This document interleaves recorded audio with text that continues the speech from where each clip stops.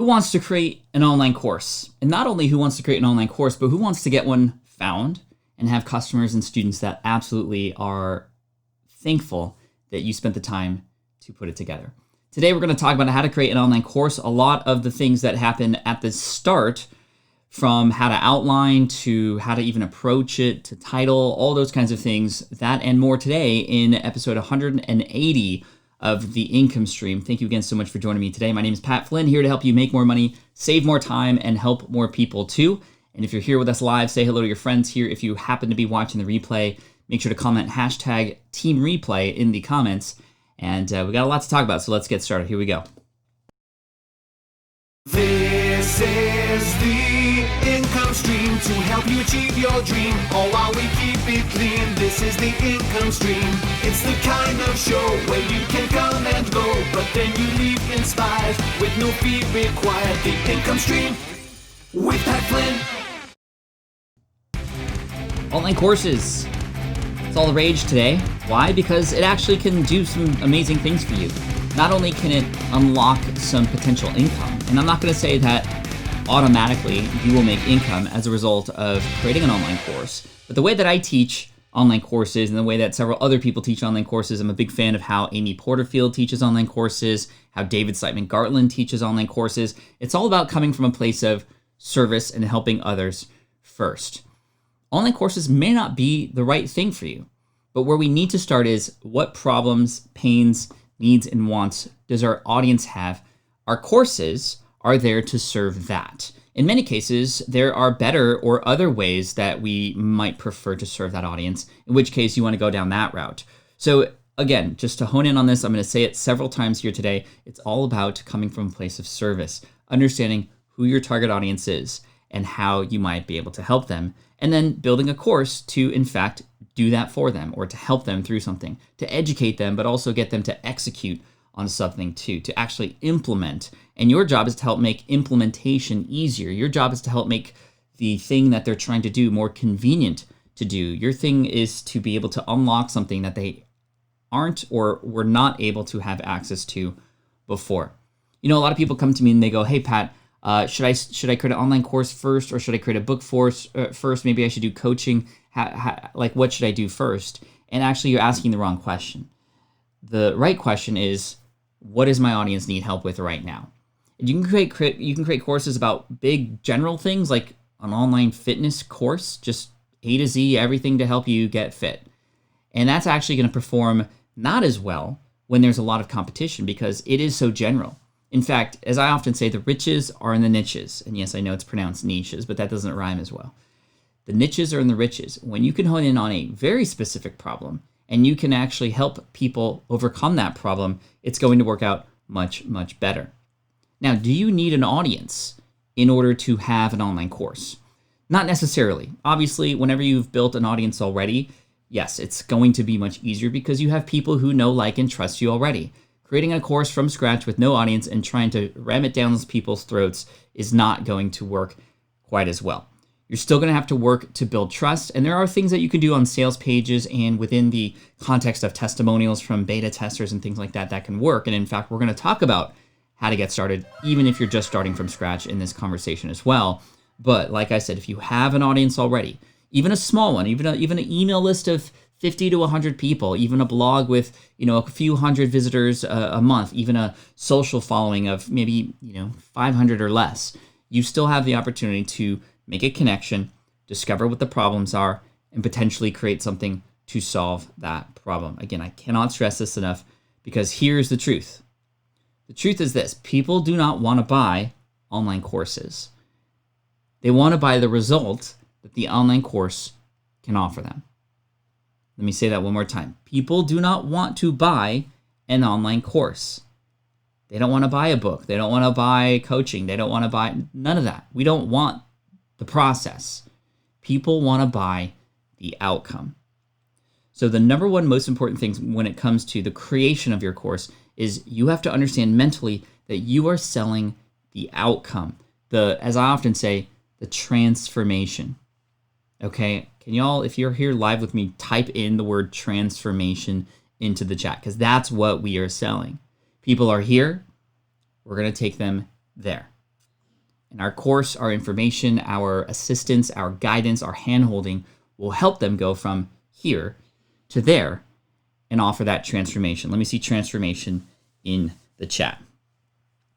Elton says, I totally agree. I did not complete many online courses unless it's beneficial for my career.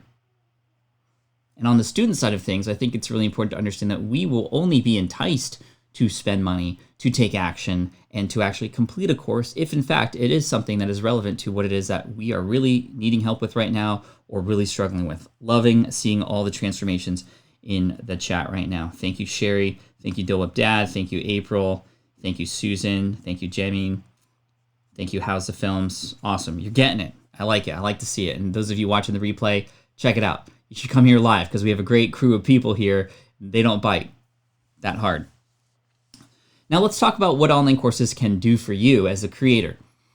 Probably my favorite thing about online courses, and in fact my history with online courses is really interesting because I've had a lot of people ask me for so long to create online courses, but I was too afraid to create an online course. And here's why. Number one, I didn't feel I needed to because I was making money in other ways, primarily through affiliate marketing.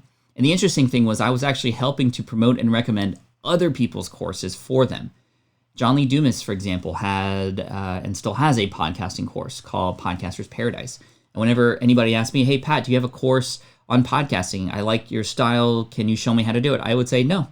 You know, I have some articles here and there, but if you really want to go deep into it, I recommend checking out John Lee Dumas over at Podcaster's Paradise. And I did that for a couple years.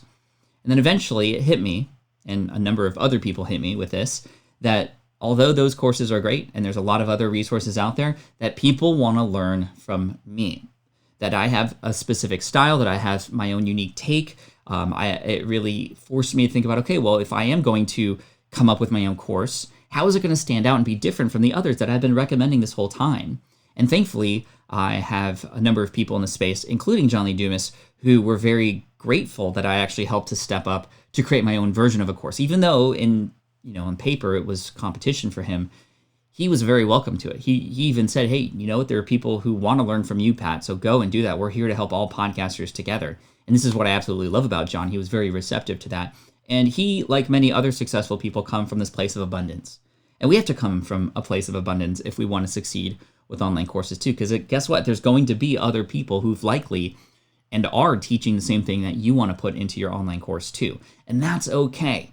It's okay for two reasons. Number one, it shows that there's a market out there, right? There are people, in fact, buying similar kinds of information. But number two, we have something that nobody else does. And that is ourselves, our own unique style, our own unique take, our own unique approach, and our own unique superpowers that we can include. And you have to include those. If they're just like another person's course, then it's not going to work out. And this is where you have to think about it. And I've even written about this in my book, Will It Fly? If you have an idea, you want to imagine yourself with this idea, or let's say in this case, your course. You're going to go with your online course and you're going to go on the show Shark Tank, right? You're walking through that corridor with the aquariums on either side, right? And I just saw Jam and said, we don't bite. Winky face. You're going through that corridor. The 4 quad doors open. You walk in and there's Mark Cuban, Barbara Corcoran, and then Mr. Wonderful right there in the middle, right? The meanest one of all. And he's sitting there like this and he goes, okay, I see that you're selling a course about podcasting. Well, what's stopping me from hiring other podcasters to create a course that's better than yours? I have more connections. I have more clout in the business world. What's unique about your podcasting course that I can't bring?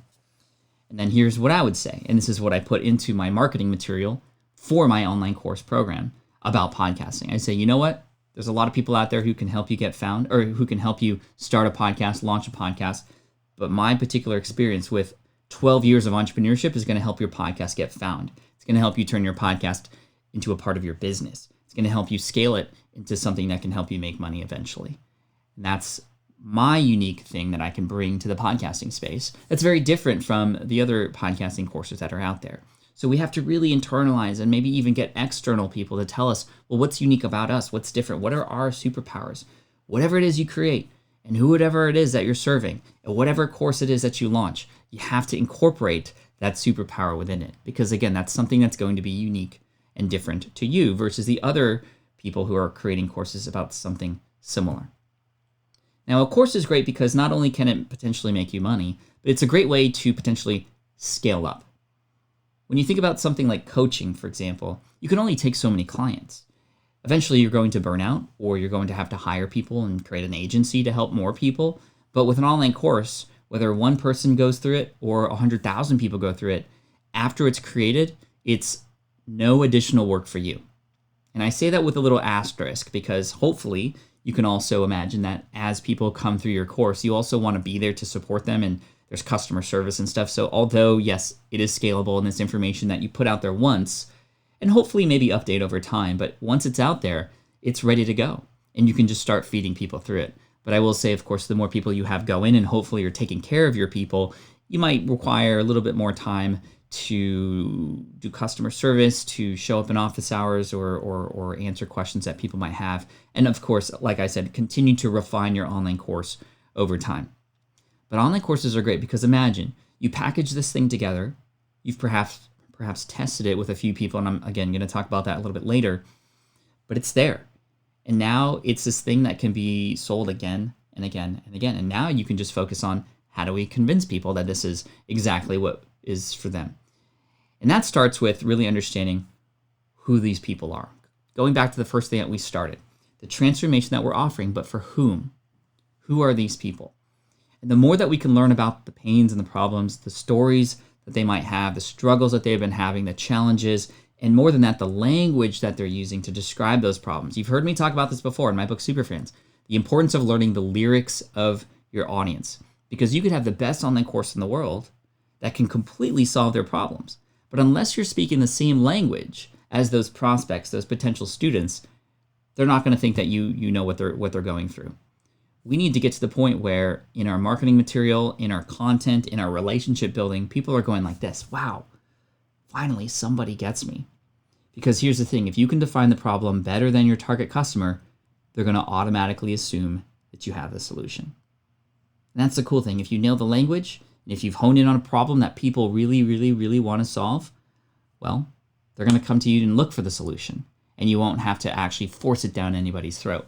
That's the beauty of this. And that's what I love about marketing. There is a hardcore aggressive way to do it, or there's some time up front to build a relationship, to understand the language and the problems such that you don't have to be so aggressive because the solution is just the natural conclusion to that conversation that you're having, right? Cool. Awesome. So chat, how you feeling? I'm kind of going deep into this today, so I'm not interacting as much as I normally do. But chat, I want to make sure that we are understanding the importance of, and we're just setting this up here.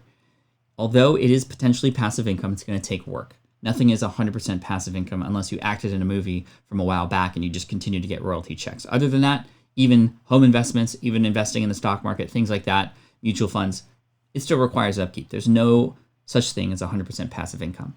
But it can become passive in a way that you package this material into a place where it can then be purchased again and again and again. And then you're working toward building traffic, gaining notoriety, and getting people to know, like, and trust you so that they can buy, right? Cool.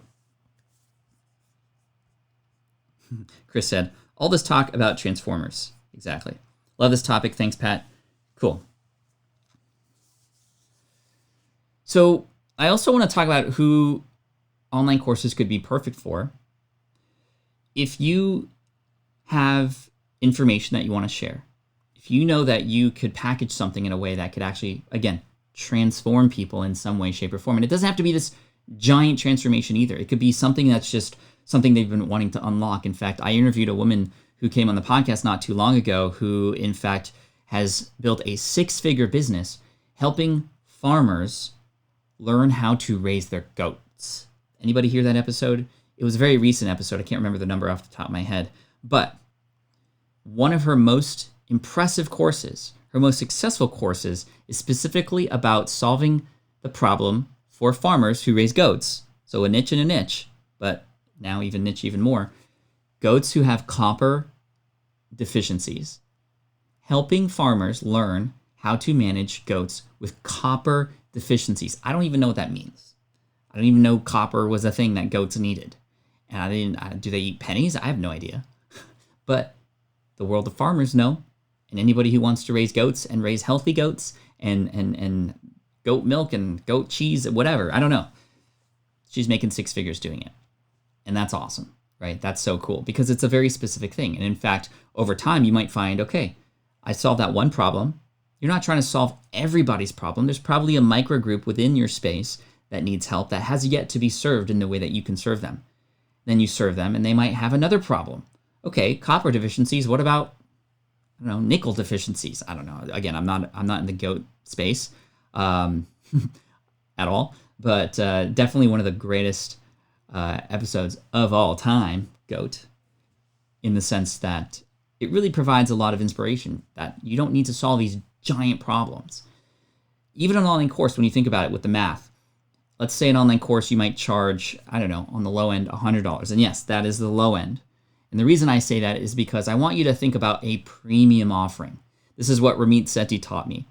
Although you might think that you don't have a lot of value to offer, playing in the premium sandbox allows you to get premium students and allows you to serve less students and make just as much, if not potentially more money, right? So if I charged, $500 for a course versus $100, of course you want to have that exchange in value as well. Don't just raise it to raise it, but you know that there's probably more value in what it is that you're offering.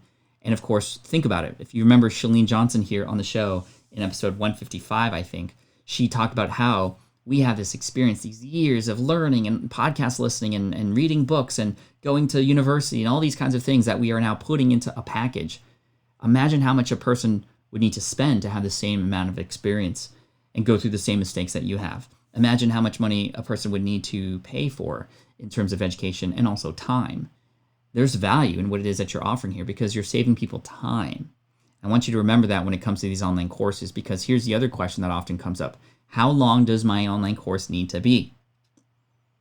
Back in the day when I first started online courses or learning from online courses, I was very intrigued, and I know a lot of people were intrigued with this idea of learning from video. Now this is a common thing, but back then it wasn't.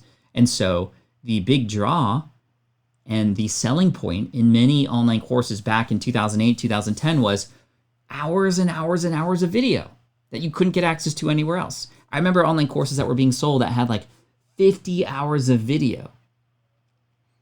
And that was cool back then because we didn't have access to YouTube or all these other things. Now we do. Now people want to buy time. They want to buy the transformation, but they want to get it done quickly. My all-time favorite online course is by Michael Hyatt. It's called Best Year Ever. Literally 5 videos, 15 minutes each. That's it. The shortest online course I've ever taken, and yet the most helpful and the most impactful. Because again, you're selling the transformation. In that course, it was about transforming my goals for the next year, then executing on them and building habits to support that. Didn't take a lot of information. It just took a little bit of curation, a little bit of inspiration, and a little bit of guidance, right? So that's kind of what Michael was offering in that course. And I took that course 6 times until he decommissioned it to focus on his full focus planner, right? Anyway, welcome Sarah, Chris, Bernard, Daryl, Anything Cameras, Rhino Dog. Great, grateful you're all here. Cool. So let's keep going. If you have information to share, and you can imagine packaging it and continuing to feed people through that so that you don't have to teach them one-on-one. Maybe you actually have been teaching people one-on-one. And every time you teach a person one-on-one, it happens to be the same kind of information. There's maybe a little bit of uniqueness within each client or person, but generally speaking, the process is the same. This is a good sign that an online course could be right for you in your future. And this is a cool thing that maybe can begin to start helping you make more money, because now you can have 5 people go through an online course versus you just having the ability to coach 1 or 2 people at a time. You might find that it's actually a great supplement to your coaching or your agency, right? Coaches and agencies, they work with people individually. You are often, whether it's yourself or you and your team, are helping people go from A to Z, from here to there. Transformation, same thing. But maybe you just can't take on any more clients because you're burning out or you don't have that much team. Maybe your clients who want to work with you just can't afford you because you're, again, playing in the premium game. Your time is money. And although you charge $300 an hour to do whatever it is you do, well, hey, I'm sorry that you're not able to work with me one-on-one, but guess what? I have a solution for you that's actually cheaper. I'm not able to help you directly, but here's a solution. It's my online course. So I see a lot of coaches supplementing their income, a lot of agencies supplementing their income, a lot of consultants supplementing their income by building online courses that teach, again, a specific result. If you have a service-based business, yo, Mark, welcome. Thanks for being a part of Team Flynn and for being here. Platinum member, welcome in. If you have a service, you might think, oh, well, I can't put my thing into an online course. Well, I had done an interview with somebody from productize.com. And Productize, Brian Castle is his name, C-A-S-E-L. He was a person who had a web design agency, and he started to discover that he started to collect a lot of clients in the restaurant space. And so what he would do is he would work with these clients who own restaurants to build their websites one-on-one. But he eventually realized that, in most cases, most of these websites were pretty much the same. They were just specifically different logos, different menus, but everything else was the same. So what he did was he productized that service, and he said, hey, instead of working with me one-on-one, you can do that still, but I'm going to raise the price. Here's the price up here, which anchors the price of everything else. The higher you price your one-on-one and consultant agency type stuff, the more valuable your online course or your products might be. So what Brian did was he said, okay, I'm going to still do the one-on-ones, but it's going to cost a lot more because that's time. But I'm going to offer these 5 different versions of a restaurant website that you could buy. And then we just pop in your logo and menu in there. So here are the 5 things. And it wasn't an online course, but it was a way to take that service and turn it into something that actually could be productized. So your service might be helping people accomplish something, SEO, social media, etc. Well, maybe a person can't afford your services or your coaching or your consulting. Well, hey, here's a better option. And of course, you can go the other way too. I've done this myself, where I have people who take my podcasting course, and there's people in your course who go, you know what, I want a little bit more. Okay, well, you got to pay for it, but here it is. Here's a way to work with me even more. And then it kind of can work both ways. So those two things can work beautifully with each other, which is really cool. Great.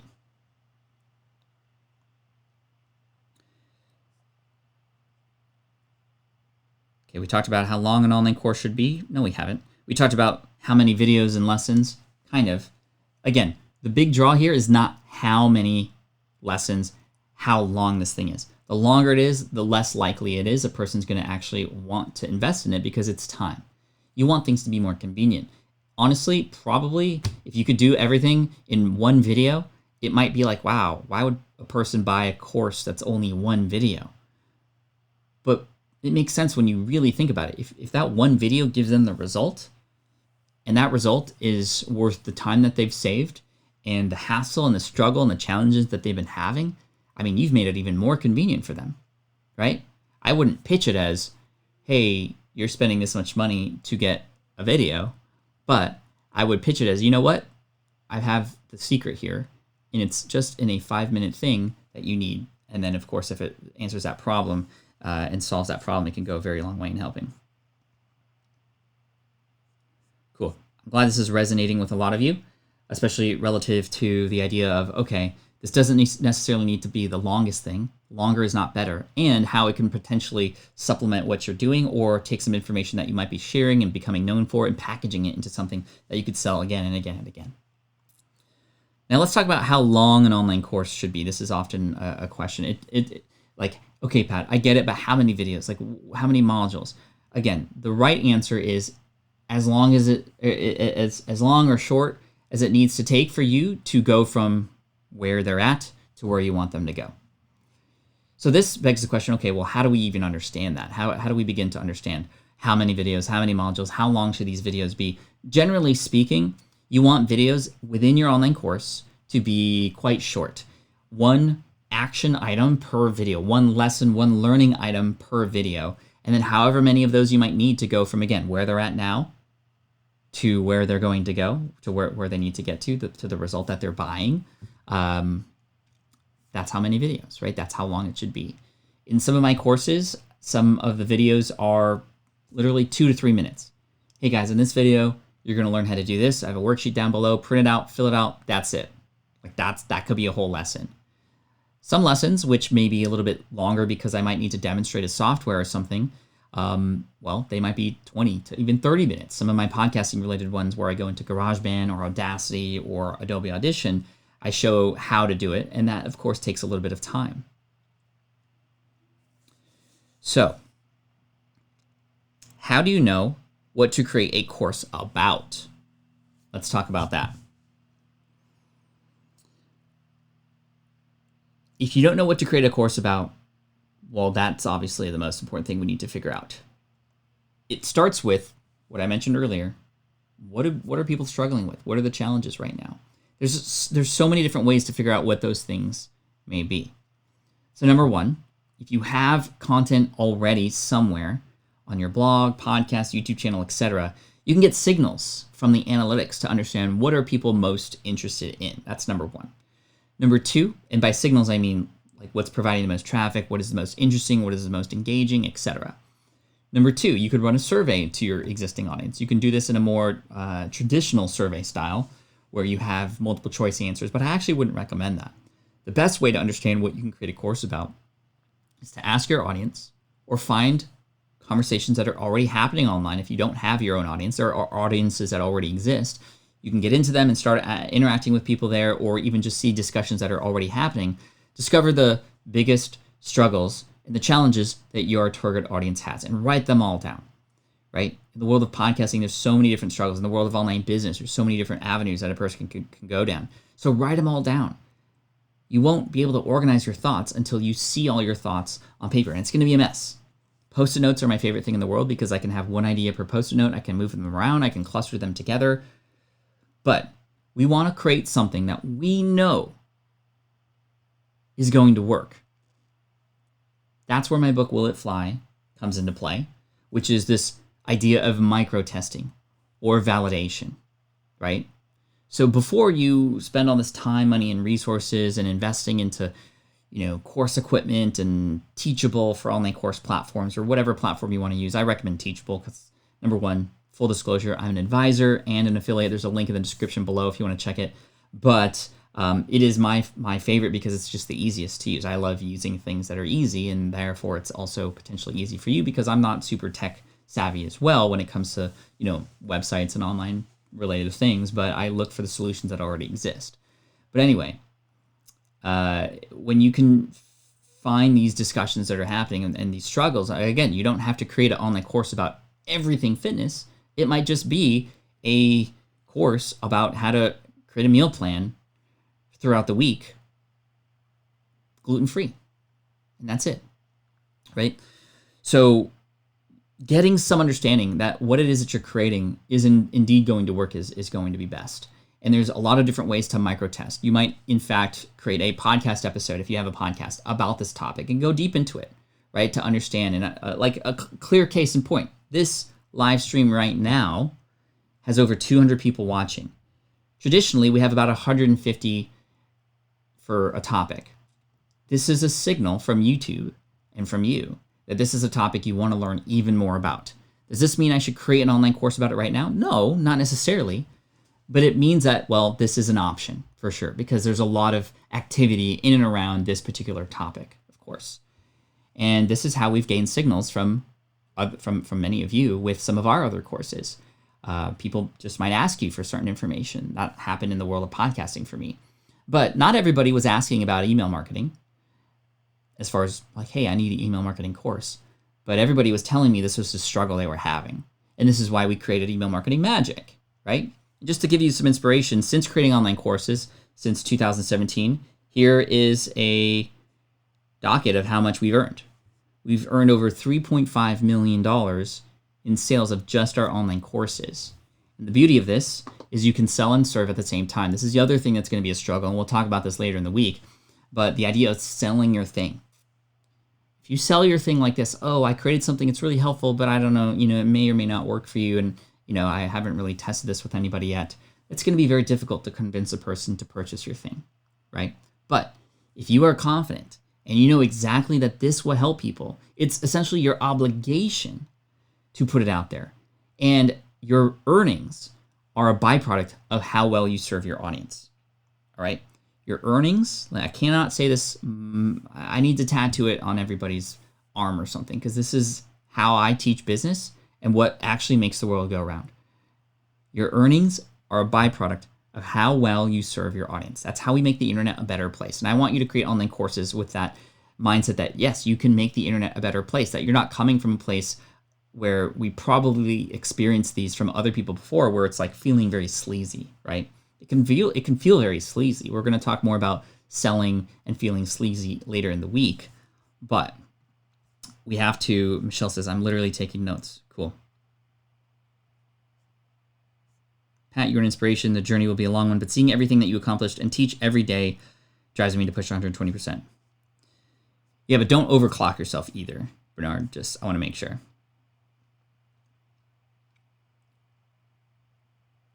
Cool. Tomorrow, we're going to talk about positioning your online course. So make sure you subscribe and come back tomorrow. And by positioning, I mean, like, how do we describe what's inside? How or what else might we include? What bonuses? What, do we include office hours? How do we do that? Like some of those other components that are often overlooked. Today is just about the setup, and it's about the mindset, and it's about your approach, right? But again, speaking of mindset, if you aren't confident that this thing you're selling is going to sell, then how in the world can somebody feel confident in what it is that you're selling, right? So this is why I love the idea of helping a few people go through this process first. Whether you want to do this formally and actually create a beta launch, which is what I do for every course launch. A beta launch means I'm going to take a limited number of people for maybe a discounted price or maybe even for free, because my goal is to make sure that, hold on for a sec.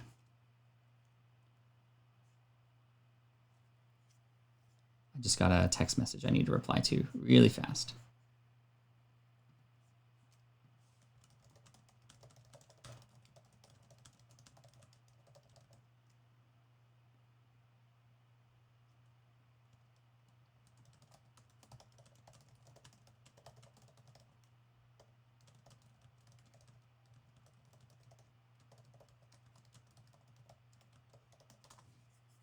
Cool. Sorry about that. There we are.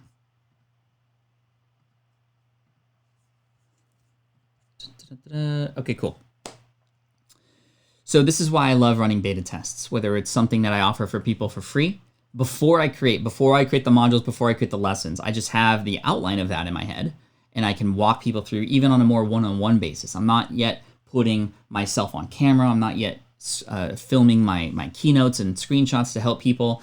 I'm just wanting to help people go through the process first, because this is really important.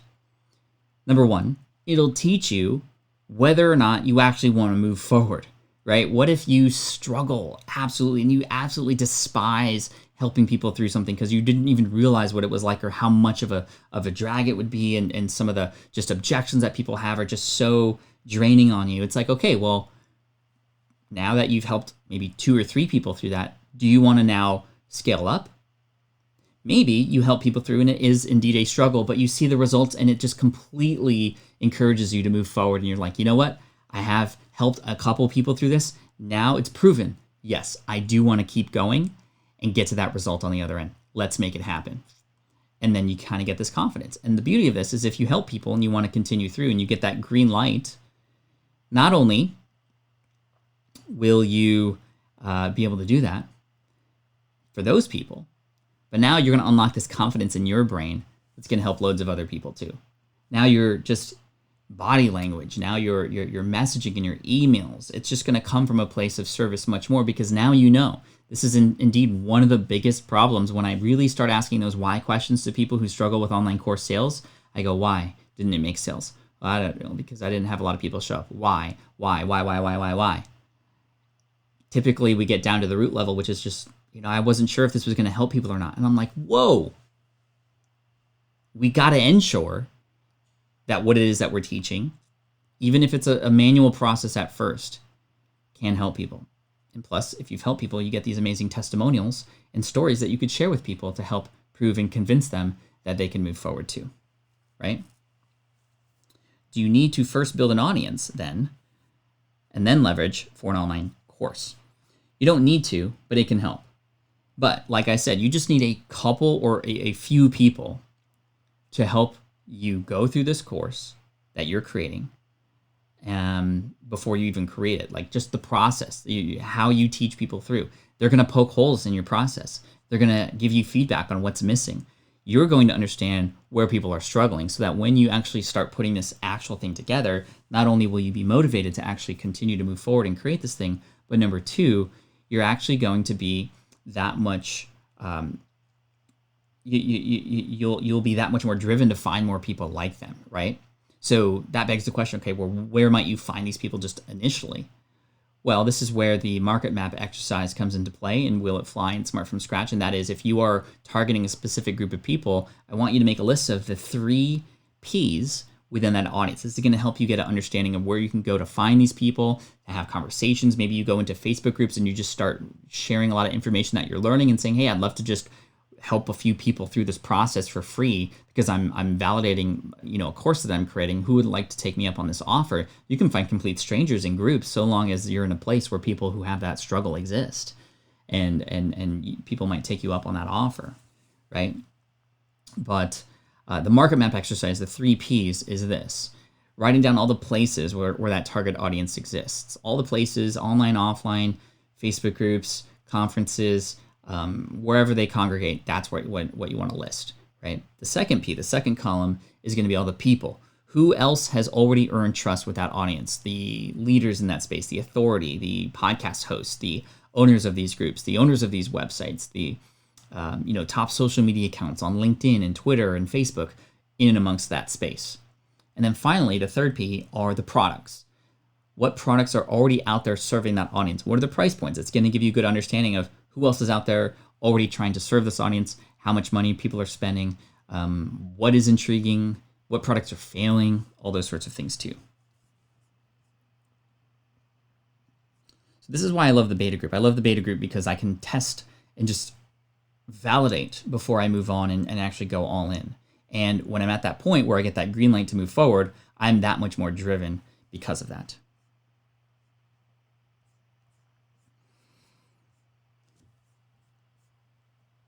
Jamin says, do you think teaching a course to help couples resolve conflict effectively would be good? And again, very similar answer. Test it. Find a couple that needs resolve. And what I would do is literally try to help them for, 2 weeks, right?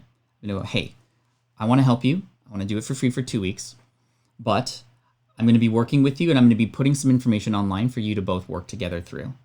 And then you can just get validation right there. That's how you would find out the answer. If you ever have a question, I always go, how can we find the answer first before spending a lot of time and money, right?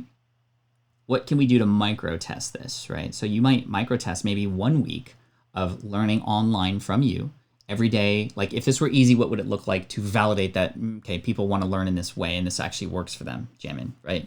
So what I would do is I would go, okay, I'm going to find 2 couples that are out there. So 4 people, right? 2 times 2. And I'm going to give each of them a email every day. And just the email has information, right? That's easy.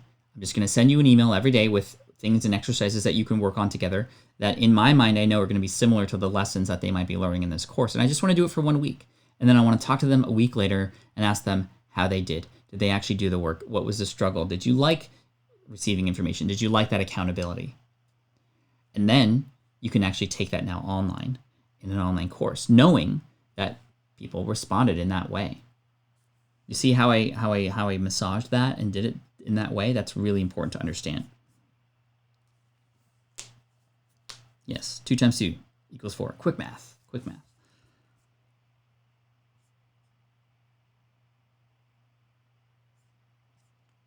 The other cool thing about trying to find a couple people up front is well, if you can't find a couple people, then how are you going to find hundreds of people? How are you going to find thousands of people? This also forces you to go, okay, where do these people exist? How can I go? And also it forces you to understand how you might convince them, how you might message them, how you might use the same language, if that makes sense.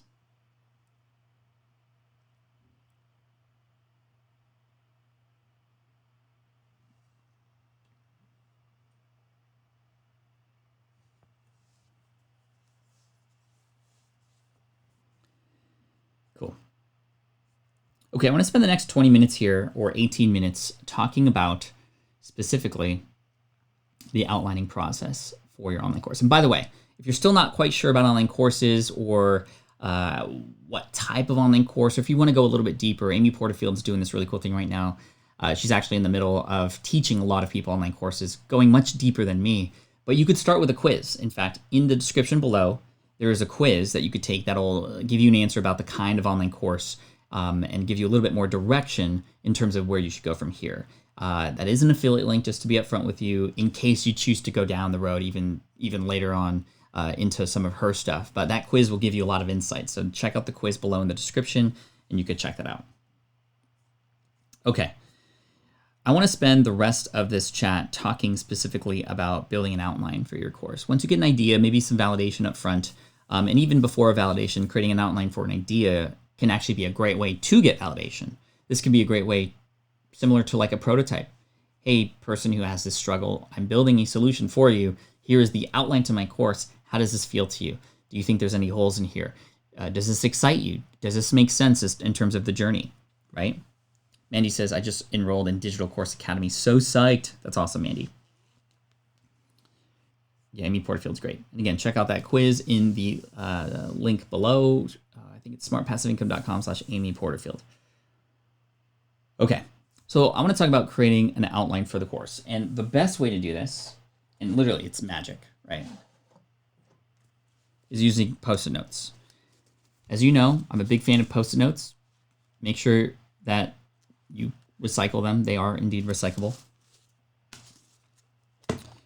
So here's how we build it out. Mr. McGalvin says, shop teacher, high school here. I'm fortunate already to have a course outline and topics. Great. Maybe this will help you take it even one step further. But this is my favorite way to do this. Number one, write a post note for where people are now, right? Where people are now.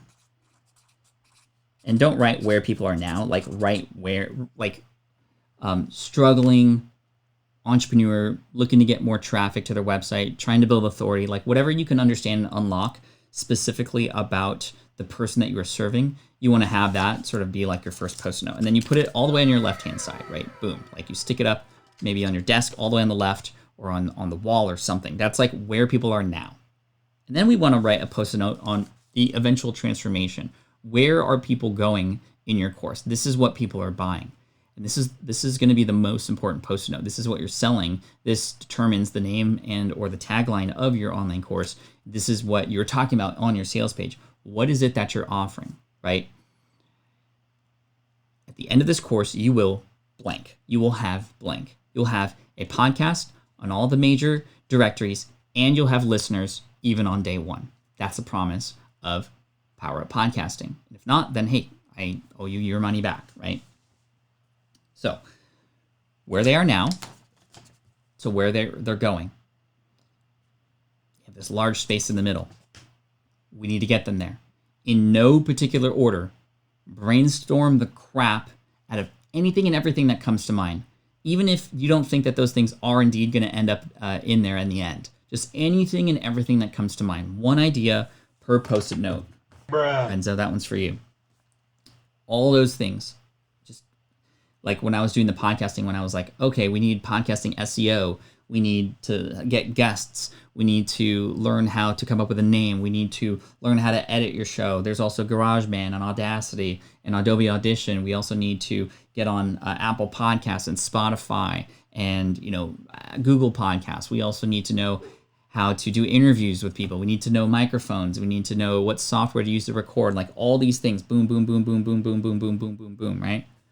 Just, it's going to be an absolute mess. That's round one. But somewhere within this giant sea of post-it notes is the path from here to there. So now, because they're post-it notes, the beauty of this is you can pick up the post-it note and you can move it and you can order them. And what happens is you're going to start to notice that there are certain things that can cluster together, right? Oh, all these things have to do with the recording software. Great, let me put them all here. Oh, all these post-it notes have to do with like the setup of your show, the description, the name, the artwork. I'm going to put them all here. And now you're going to notice clusters, like little groupings but they're not going to be in the right order. Our brain, it's an amazing tool. It does a wonderful job of coming up with a whole bunch of ideas, especially if you're in the right mindset. When you go into that brainstorming session, like, position yourself in a way where you know you're going to be the most creative. If you're trying to do this like at 2 a.m. after expending all your energy at work and with the kids, and it's not going to work. Find a time where you know you're going to be energetic and at the top of your game, flow-wise. This is the time to do it. Then you spew all those ideas out. You put them in clusters now because things will relate to each other. And then you put those clusters in order. Okay, well, marketing your podcast goes over here because that comes later. We have to, all these things about like setting up your show and who's it for, what's the name, that all goes before. Oh, this stuff about editing your podcast after you record, that kind of goes in the middle here. But before that, I need to hire or find a guest to, and manage like my content to understand what I want to podcast about. Now there's actually order. And guess what? Now the outline is forming. Because now you have a cluster of people who are going to be taking Module 1 to just do all the pre-stuff. Then Module 2 here. And then within each of those clusters, there's an order of operation as well. This is how I outline my books. This is how I outline my courses. This is how I outline even specific pieces of content. I think about the transformation and I go, okay, where are people at now? Brainstorm everything I can that relates to that. Then I use my editing brain, which is different than my creative brain, to put order to things. And then it's just like magic, these outlines form, right? You'll have your online course there. You're also going to see, oh, there's a part missing here. Or, whoa, this kind of is duplicate. Let me remove that. Oh, I actually don't need this anymore. I'm going to scrap and recycle that. Oh, there's a hole here. I'm going to fill that, right? Karma, we're wearing the same shirt today. Hey, there we go. Love it. Pat, how long does it take you to go through a brick of Post-it notes? I mean, you mean a brick like this? It might take probably a year. I mean, I've gone through so far in 2019 or 2020 about more than half. So yeah, Chris. So this outlining thing, I mean, this is how I plan vacations with my family. This is how I plan my presentations on stage. It literally is like magic. It's very similar to how Amy Porterfield in Digital Course Academy teaches it too. So try it. Try it with a piece of content that you're coming out with and just see how this forms. It is insane because it's like magic. And now I go, oh, here's a cluster. And now I have this like nice grid of, and in fact, if I were to turn the camera around, you would actually see one over there for an upcoming course that I'm actually coming out with later in November about something I'll tell you about later. But just keep that in mind. A new course coming, first one this year. In fact, we're only launching one new course this year. We've been launching and relaunching courses that already exist and updating new courses, or updating old courses, sorry, and relaunching them this year. We have another course launch for our affiliate marketing course later, which I hope that perhaps you saw an email for. If you signed up to my list, you'll see an email to go and check out the webinar for that, and that'll lead into my course launch for anybody who's interested in learning more about affiliate marketing after the webinar training. But anyway, we'll talk more about online course marketing later this week as well. So this is going to be online course week, people.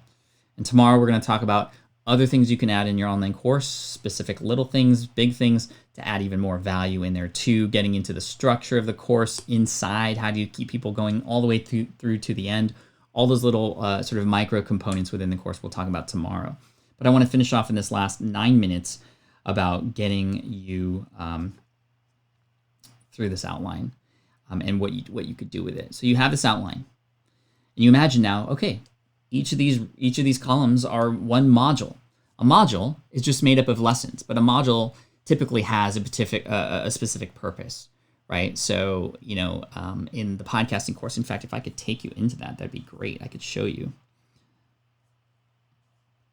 In fact, I can. Let's go into Power Up Podcasting 2.0, in fact, because we redid it. We redid it. Here's the course curriculum. So just to give you some structure, this is a module here. This is the module. This is our welcome module. And in it, we have a video to watch first, a quick video about the podcast directory, a lesson that's literally just course downloads, a short lesson about office hours, short lesson about the student center, and all those kinds of things.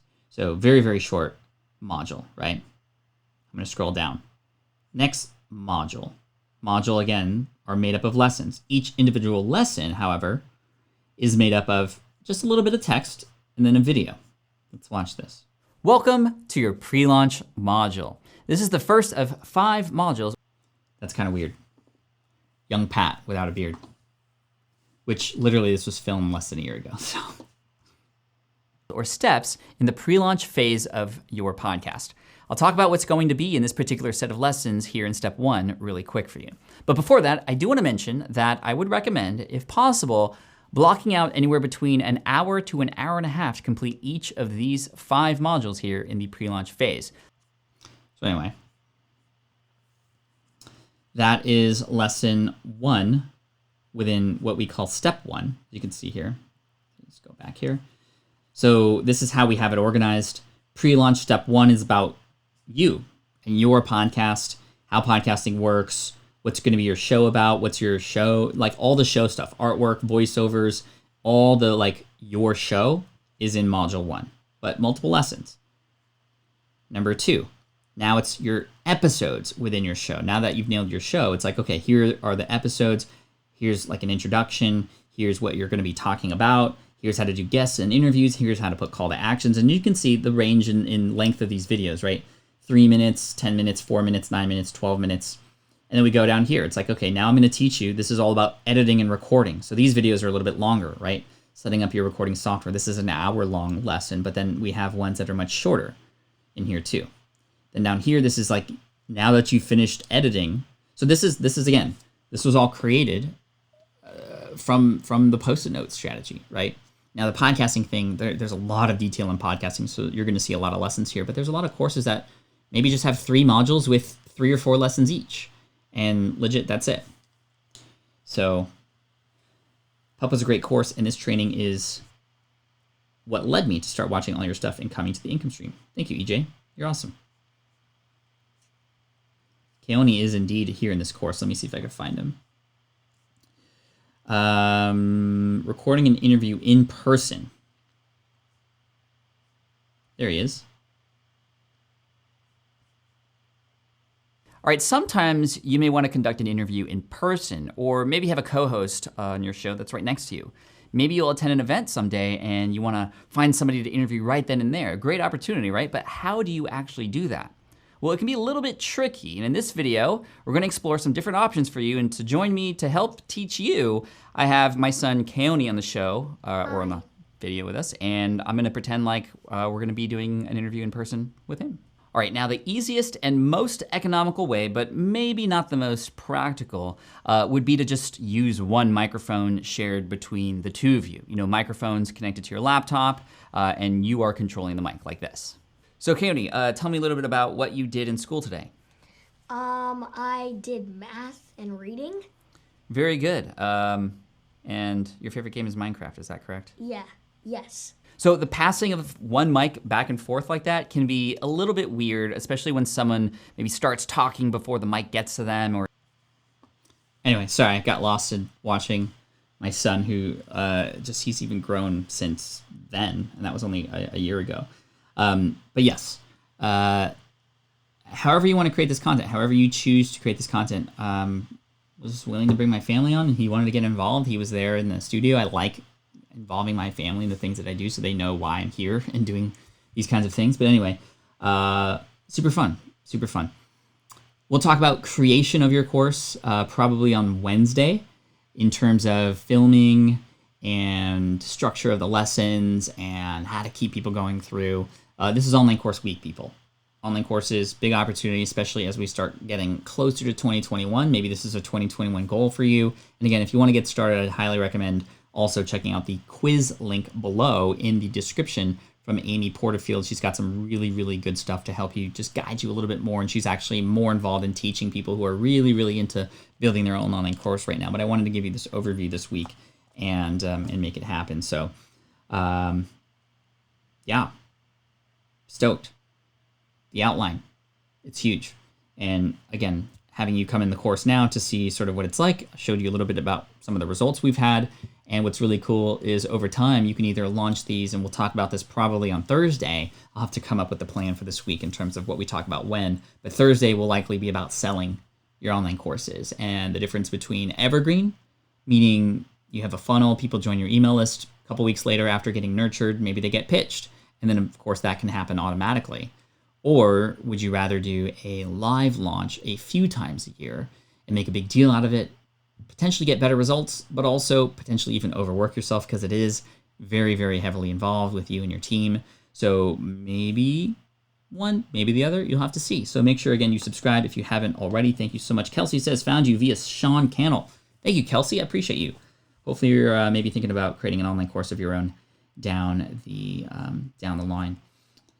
Cool. Anyway, thanks so much for today. I appreciate you, and I'm just super thankful for your time and attention, and I look forward to serving you tomorrow. Again, digging even deeper into your online course and the parts of it and how to structure it in a way that are going to encourage people to get through it, because that's really what we want, right? That's really what we want. I think the other thing I'll say is that I highly recommend checking out Teachable. If you want to build your online course, Teachable is great. Just literally plug and play, and you just upload your videos. You add it. It's all structured for you. They'll take care of the payment processing. They'll take care of even your own affiliate program for your course down the road. Your students, you can even message your students through Teachable, although I'd still recommend integrating with something like ConvertKit for email. And then finally, check out the quiz below. And if you want to see a list of all the courses we have at Team SPI 2, just you can scroll down below and you'll see a link to that too. So anyway, thank you so much for the thumbs up, for being here today. And hopefully this was helpful for you. And I look forward to seeing you tomorrow. And thanks again. I appreciate you. Team Flynn for the win, as always. And again, remember, tomorrow, 9 a.m. Pacific, noon Eastern, at this link, patflynn.com/theincomestream. That's all you got to remember. Every morning, 9 a.m. Wednesday is going to be a little bit earlier, though, because I was bouncing up against something. So anyway, more on that tomorrow. Probably be a 7:30 a.m. start on Wednesday. But thank you so much. Have a great week, everybody, and check out my new Instagram Reels if you haven't already. It's a fun one, especially for podcasters. I've been really having fun on that platform. Instagram.com/PatFlynn. Anyway, thanks so much. Take care, and as always, Team Flynn for the win. This is the income stream to help you achieve your dream. All while we keep it clean. This is the income stream. It's the kind of show where you can come and go, but then you leave inspired with no fee required. The income stream with Pat Flynn. Hey, new week. It's going to be amazing for you. Cannot wait to hear the results of all the hard work you're putting in this week, the breaks that you're taking so that you don't forget about all the other important things in your life, and coming next week and talking about all the big wins. Cannot wait to hear about your wins for the week. Let's have it going. Peace out, y'all. Bruh.